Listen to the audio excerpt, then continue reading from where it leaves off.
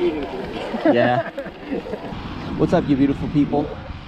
It's your boy, Mr. Ocelot, back again with an update on Project Banshee, my souped up Hyper E-Ride mountain bike, which I installed a Bafang BBS02 mid-drive motor onto. And as you can see on the left-hand side, I finally got a display working. The seller of my motor, Bluenergia Store on AliExpress, they didn't have any more SW102 displays to send to me. Either didn't have or didn't think it would work. So they sent me a 500C display, which I'm happy with. It's color, which is kind of interesting. It's a little bigger than what I wanted. That's why I chose the SW102, but it's actually really similar to what I have on my Cube Stereo Hybrid. That display is a Bosch Purion display, I believe. So yeah, it's pretty similar to that because like the up and down buttons are just kind of integrated into the display. It gives a lot of good info. Battery voltage, which right now is showing 39 volts, but when it's fully charged, it's 41.5 volts. If I stop pedaling for a second, it'll probably creep up. Yeah, there it goes, 40.8 volts now. I'm actually going to try to minimize the amount of time I use in pedal assist setting number 5, which is the maximum. I got it set it up on this display. I can show a little bit of this display if you want to see. So power is on the bottom right, and then if I want to mess with the settings, then I hold down the bottom left. You can change from imperial to metric measurements. Display brightness, I just have it on the max. Auto off, 5 minutes. If you leave the bike on for 5 minutes, it'll just turn off. My battery, oh, that's wrong actually, because my battery is 36 volts. So I'm glad I checked that. My battery indicator is voltage. That's the recommended setting. And as my battery goes from full to empty, it's gonna go from like 41 volts down to 31, maybe 30 volts. If you like this 500C display, you can pick up one on Amazon for $66. And yeah, it's definitely worthwhile over the programming cable alone. As you saw right there, I'm going up a really steep hill right now, so I'm able to bring the motor up to full power. For me, that's 500 watts. And then later on, when I'm on more gentle hills or going flat or downhill, I can conserve battery by limiting the motor to like 300 watts. Not everybody would want this, but having the display is actually a little more engaging because it's kind of like a manual transmission, or I guess a bike transmission, where when you want just a little bit of help, you dial it down to 3 or even 1 if you're in switchbacks or something. And then when you're going up a steep hill, you turn on the jets. One thing kind of cool about this 500C display is, I don't know if you can see in the camera right now, but it tells you in the upper left corner exactly what your power consumption is in real time. So I'm burning like 300 watts right now going up this steep hill. Maybe it's just more of a novelty than anything. Come on, come on, come on, baby. You got this, you got this. Yeah, oh, don't go off the cliff. All right, so we're gonna use the bike's walk mode. Just hold down the minus button. This walk mode is really, really fast on flat ground, but you wouldn't even really need to use the walk mode button on flat ground. I'm just using it on this steep hill to help me push my 55-pound bike up. And for that situation, it's perfect. I'm just barely pushing the bike, more steering it than anything. I have a couple other new upgrades. You may notice these new green grips, which are not the ergonomic grips I had earlier. These are silicone foam grips. I got these because I noticed that the fork was lower travel than what I'm used to, and I wanted just like a little more cush on the handlebars to my hands.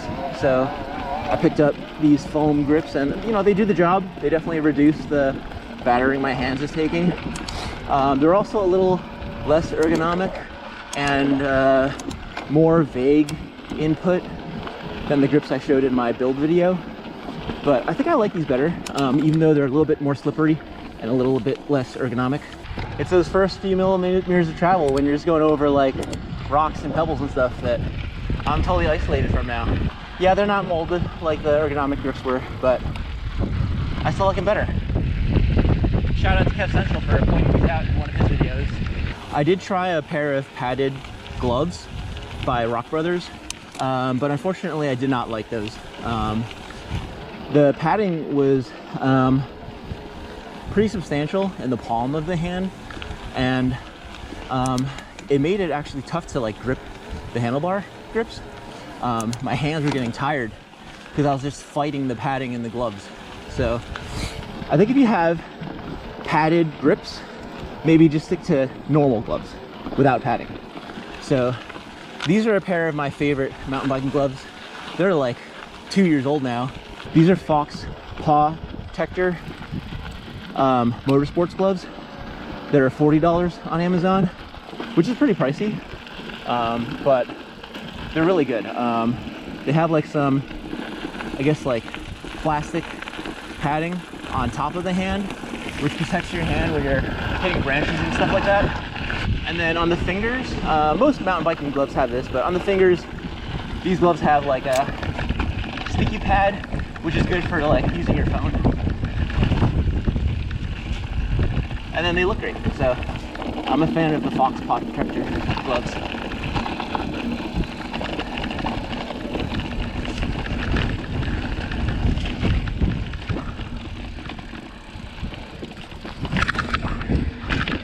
Of course, now that I'm halfway through recommending my products, I want to mention once again that this channel is made possible through your guys' support. I do include links to all the products I mention in the video and also in the video description. If you click on one of those links, it doesn't cost you anything, but I'll get a cut of any Amazon sales.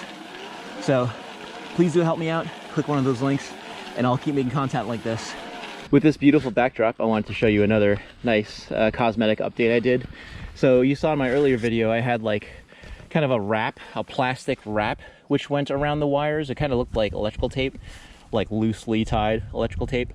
Well, here I found a new hose for cables on Amazon. It's 1/2 inch in diameter, but it stretches to bigger than that in, you know, certain sections where you need it. But anyways, yeah, I think this looks a lot more polished than my prior cable wrapping solution. And when you install them, you just cut off the length that you want and then singe the ends with a lighter so that it doesn't fray. Another topic I wanted to discuss is the waterproofing of this bike. Yeah, it's not super waterproof. You know, my Cube Stereo Hybrid, when I picked that up from the shop, they said you can even ride through like a river with that thing. Try not to submerge it for very long, the tech said, but everything's sealed. You can trust that it's not going to leave you stranded in the rain. Actually, all of the electrical connections are integrated into the frame, but on the bottom of the frame, not the top of the frame, like the Hyper E-Ride battery is. Last week, after coming back from a particularly muddy ride, I washed my bike and I kind of just like gently hosed off the top of the battery, which was inside of the frame, and it was off at the time. But I think my battery is probably a little less waterproof than most people's, because that sticker that's on top of the power button, I actually took that off when I spray painted my battery. And when you do that, that exposes the power button to the elements on the top of the battery. And I think when I hosed off my bike, a little bit of water creeped into that seal around the button, and that lets my battery just not powering on for like 5 days, I think it was. So if you're washing your bike or riding in the rain or transporting in the rain, just be careful, especially around that power button on top of the battery.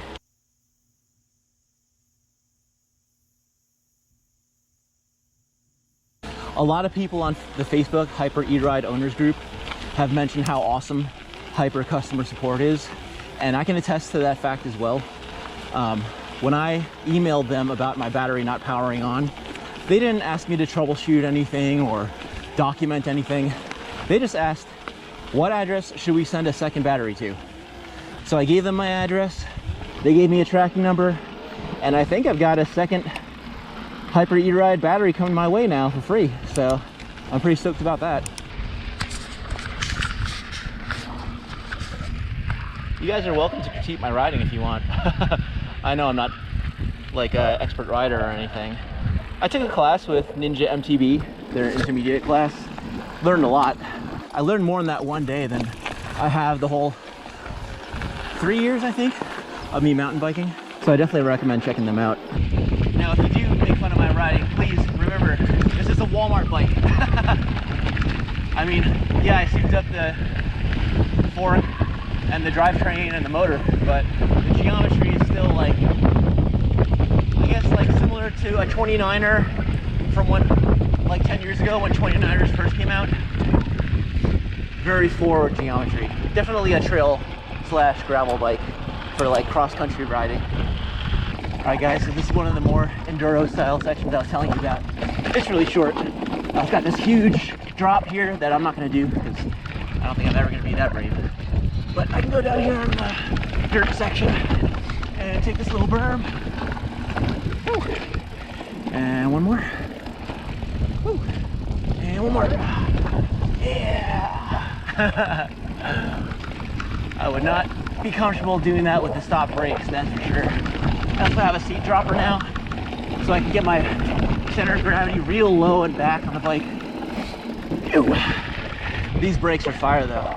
Like the stock brakes, they don't really do anything. They're just generally slowing you down if you're on a gentle decline. They're not giving you any kind of modulation on a steep decline. So here's that kind of uneven section from my first video where I chickened out and stopped. I'm coming in a lot more cautiously this time and picking an outside line, so I think I can get down this. Let's get over. Oh yeah! It's probably not super steep for a lot of you guys, but, and especially on YouTube, but for me, this is plenty steep. Steep enough where the stock E-Ride brakes would not be able to stop. And then the loose terrain just adds another dimension to it. We're here at Enduro section number 2. I've done this a couple times. I'm a little scared, although the dirt is in pretty good condition today, so maybe I shouldn't be scared. But yeah, just this forward-leaning geo has me a little sketched out, so, and the short travel fork. So I'm gonna go a little slower than I usually go, just to make sure I make it out of here in one piece.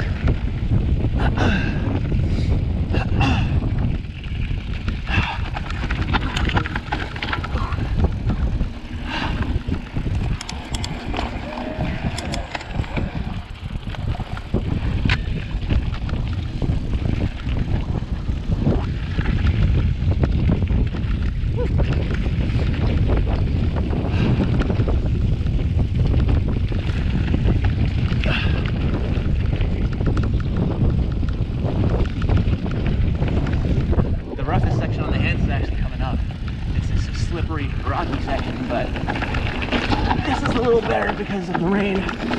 Ooh, yeah, there's no way the stock Hyper brakes would have stopped there. I'm not even sure these Tektro 203s would have stopped there on that decline. But it's slowing me down at least where I'm comfortable and I feel safe. Getting a little bit of wheel jumping in the rear from not having a full suspension, but yeah, that's fun. It's thrilling. Thrilling and scary, but not unsafe.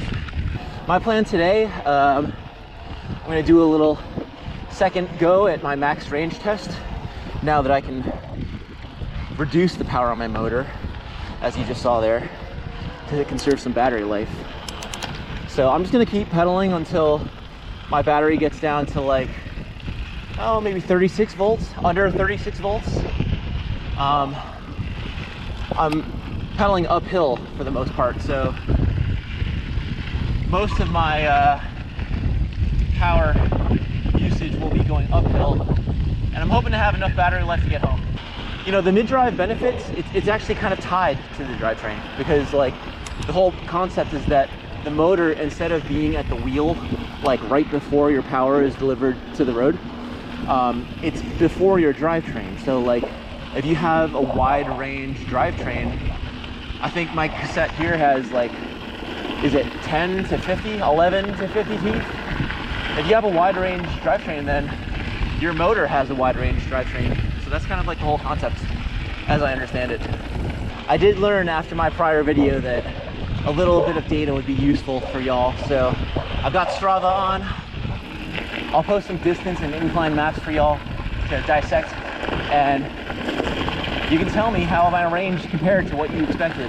How we doing on battery? Ooh, while pedaling, it's going below 35 volts now, so that doesn't give a great feeling, but I'm just trying to get up this one more hill. One more hill. Well, I haven't quite made it all the way up to that water tower, but I think I'm chickening out. I just don't want to get stranded again like last time, and this is the exact area where I stranded myself on that first ride. So I'm gonna turn around here, guys, and let's see if I'm able to get home while still having battery power. My battery's not full right now. It's 5 volts less than it was when I started this ride. So I figure like a 10 volt range for the battery to power the motor, hopefully, and we'll see. We'll see the minimum voltage at which the motor cuts out. This hill is almost the exact spot where my bike died in that first of the max range test.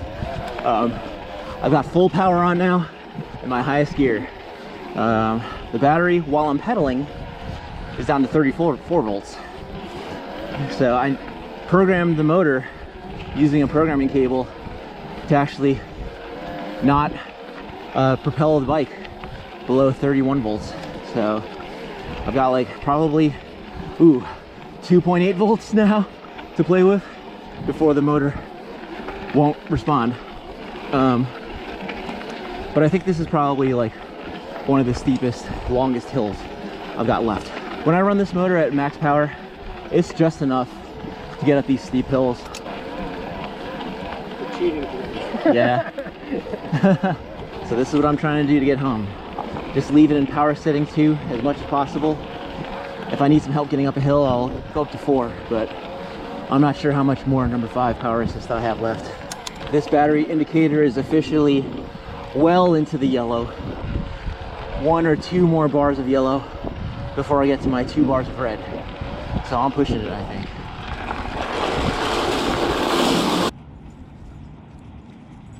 Hey, doggy.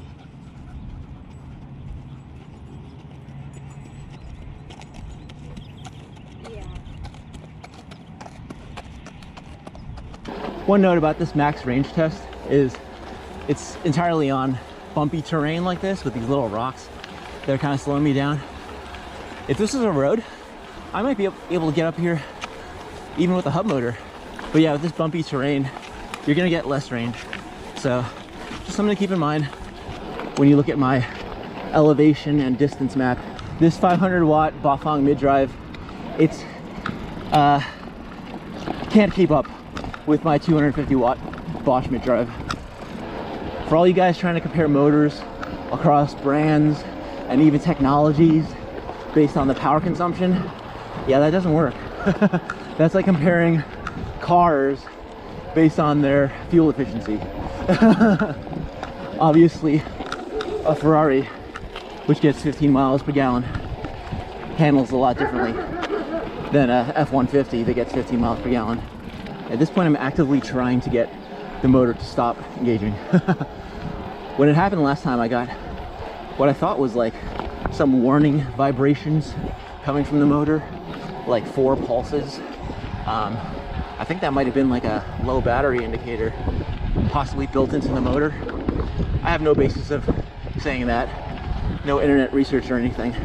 It was just something I felt when I ran my battery low last time. Oh boy. Yeah, it's got 1 bar left in the battery now, and the display is saying I got 31.6 volts. 31.2. Oh, there it is. I just got that vibration. Okay, 31 volts on my display. So yeah, this battery's dead and it's not gonna help me go uphill anymore. It's vibrating again. Yep, so I'm at full battery discharge and I need to get home soon. Woohoo! I made it all the way back, guys. So I ran my battery all the way down to 34.4 volts, but that's not really the number that matters. What matters is what the battery is reading when you're pedaling, going uphill. And towards the end there, it got down to like 31.5 volts. And the motor was also giving me like a vibration, kind of low battery warning.